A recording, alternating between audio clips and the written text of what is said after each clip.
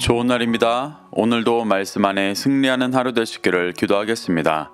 오늘 생명의 삶 본문은 잠언 10장 17절부터 21절입니다.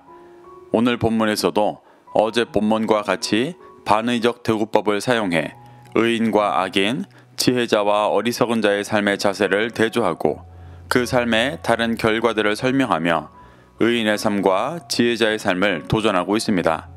이 구절들을 통해 하나님께서 무엇을 말씀하시는지 살펴보도록 하겠습니다. 17절입니다. 훈계를 지키는 자는 생명길로 행하여도 징계를 버리는 자는 그릇 가느니라. 17절에서 말하는 훈계의 원어는 무사르로 징계, 교훈이라는 뜻입니다. 이는 죄에서 우리를 건지시기 위해 징계와 훈계로 깨닫게 하시는 말씀을 뜻합니다. 그 훈계를 듣고 지키는 자는 구원을 얻는 생명길로 가는 것이지만 징계를 버리는 자는 그릇 가는 것이라고 말합니다. 후반부에 나오는 징계는 무사르와 원어가 다르기는 하지만 여기에서는 하나님의 구원으로 인도하시는 징계의 말씀으로 동일한 의미입니다. 그 그릇 간다는 것은 방황한다라는 의미로 구원의 길을 쫓지 못하고 이 어둠 속에서 헤매는 모습을 말하는 것입니다. 18절부터 19절입니다. 미움을 감추는 자는 거짓된 입술을 가진 자요 중상하는 자는 미련한 자이니라. 말이 많으면 허물을 면하기 어려우나 그 입술을 제어하는 자는 지혜가 있느니라. 18절에서는 앞선 맥락과 다르게 반의적 대구법을 사용하지 않으면서 입술을 통한 죄악들을 강조합니다. 미움을 감추는 자는 거짓된 입술을 가진 자라는 것은 그 안에 미움과 증오가 있는 상태에서 아무리 그 모습을 감추려 해도 하나님 앞에는 결국 거짓된 입술과 말이라는 것이 드러난다는 것입니다. 또 중상하다라는 것은 비방과 악평한다는 것으로 이러한 자는 구원의 길을 가지 못하는 미련한 자라고 말합니다. 19절에서 말이 많다는 것은 18절에서 말하는 미움을 감추고 있으면서도 거짓을 말하는 모습과 중상하는 모습과 같은 것을 말합니다. 이렇게 악한 말을 많이 하면 허물을 면하기 어렵다고 말합니다. 이는 원어를 직역하면 죄를 멈추기 어렵다는 말입니다. 하지만 이와 대조적으로 그 입술을 제어하는 자는 구원에 이르는 지혜가 있는 자라고 말합니다. 여기서 입술을 제어한다라는 것은 18절에서와 같이 미움을 감추고 겉으로만 좋은 말을 하는 것이 아니라 그 마음까지 통제하여 하나님과 같은 마음을 갖고 참된 지혜의 말들을 하는 것입니다. 20절부터 21절입니다. 의인의 혀는 순은과 같거니와 악인의 마음은 가치가 적으니라. 의인의 입술은 여러 사람을 교육하나 미련한 자는 지식이 없어 죽느니라. 솔로몬은 계속해서 혀와 말에 대한 교훈을 합니다. 그는 진리를 말하는 의인의 혀는 순은과 같이 귀하고 가치가 높은 것이지만 악인의 마음은 가치가 적다고 말합니다. 혀와 마음을 대조한 이유는 결국 그 말이 나오는 근본이 마음이기 때문입니다. 의인의 마음이 혀를 통해 나오면 순원과 같이 가치 있는 열매를 맺지만 악인의 마음은 가치 있는 열매를 맺지 못한다고 말하는 것입니다. 또 의인의 입술은 여러 사람을 말씀과 진리로 교육하지만 미련한 자는 지식이 없어 교육하기는커녕 자신마저 죽는다고 말합니다. 여기서 죽는다는 것은 영적인 죽음으로 구원받지 못함을 말하는 것입니다. 이스라엘은 제사장 나라로서 진리를 전하고 가르치는 자들이 되어야 했지만 말씀이 없어 그렇지 못하고 있어 그 현실을 경고하고 있는 것입니다. 22절부터 23절입니다.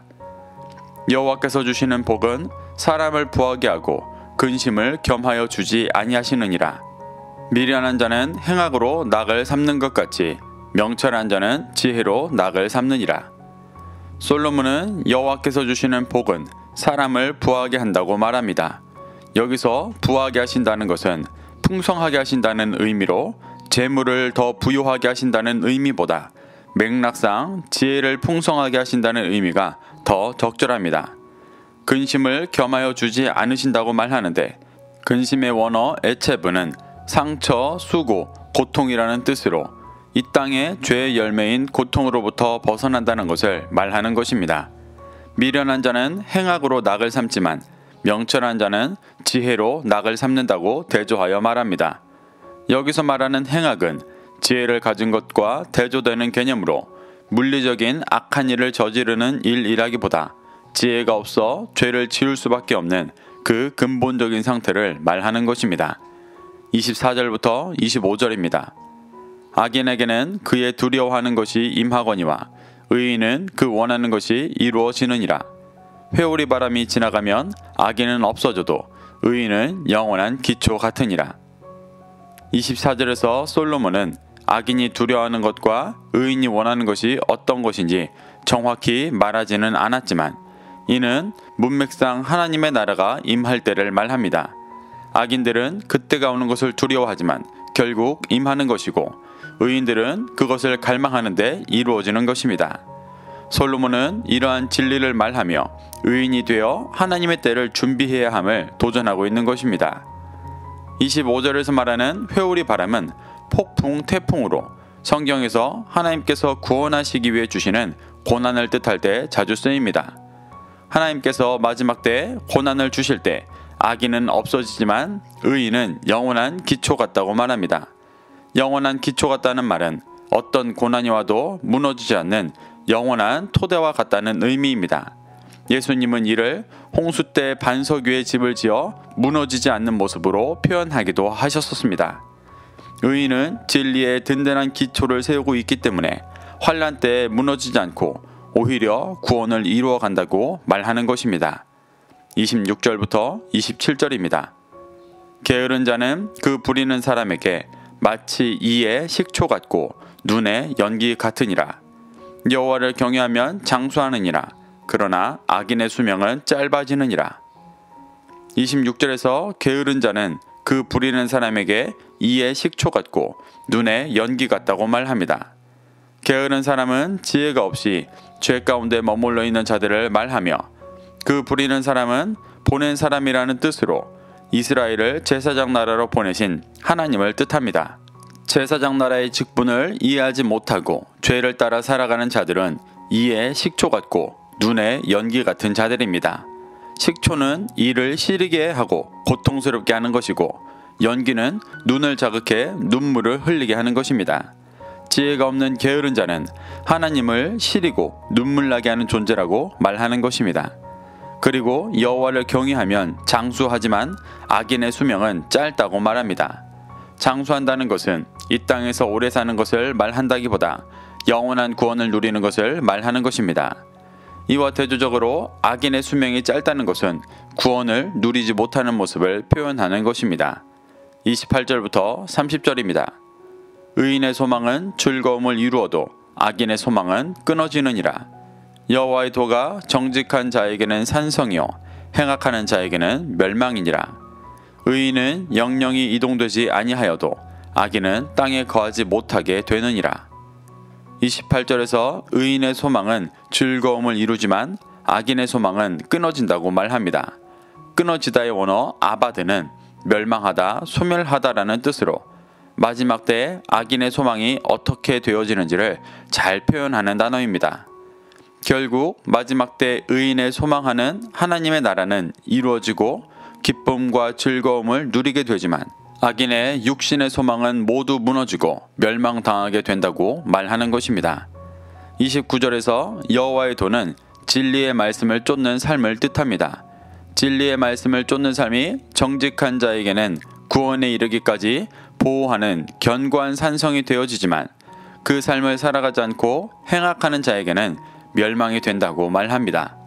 이 역시 28장과 같이 마지막 때에 반드시 이루어질 모습을 말하고 있습니다. 30절에서 의인이 영영이 이동되지 않는다는 것은 하나님께서 주시는 완전한 유업인 하나님의 나라를 기업으로 얻는다는 것을 뜻합니다.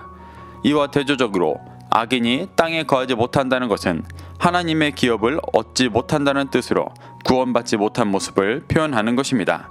31절부터 32절입니다. 의인의 입은 지혜를 내어도 패역한 혀는 배임을 당할 것이니라. 의인의 입술은 기쁘게 할 것을 알거늘 악인의 입은 패역을 말하느니라. 솔로몬은 의인의 입과 악인의 입을 대조하여 말합니다. 먼저 의인의 입은 지혜를 내지만 악인의 패역한 혀는 배임을 당한다고 말합니다. 낸다의 원어 누브는 열매 맺다라는 뜻입니다. 하나님의 의를 쫓고 구하는 의인의 입은 지혜가 열매에 맺어진다는 뜻입니다. 이와 대조적으로 악인의 패역한 혀는 배임을 당한다고 말하는데, 배임을 당하다의 원어 카라트는 파괴하다, 소멸시키다 라는 뜻이 있어 심판과 멸망을 받는 모습을 표현하는 것입니다. 32절에서는 의인의 입술은 기쁘게 할 것이라고 말합니다. 기쁘게 할 것이라는 말의 원어를 보면 은총을 입다 라는 뜻입니다. 구원의 은총을 받는 것을 뜻하는 것입니다. 이와 대조적으로 악인의 입은 패역을 말하며 31절에서 말한 것처럼 파괴되고 소멸되어 구원받을 수 없는 모습을 표현하고 있습니다. 솔로몬은 이렇게 잠언의 말씀을 통해 의인의 삶과 그 결과, 악인의 삶과 그 결과를 대조하며 열매 맺지 못하는 악인의 삶을 벗어버리고 구원의 열매를 맺는 의인의 삶을 붙잡고 쫓을 것을 촉구하고 있습니다.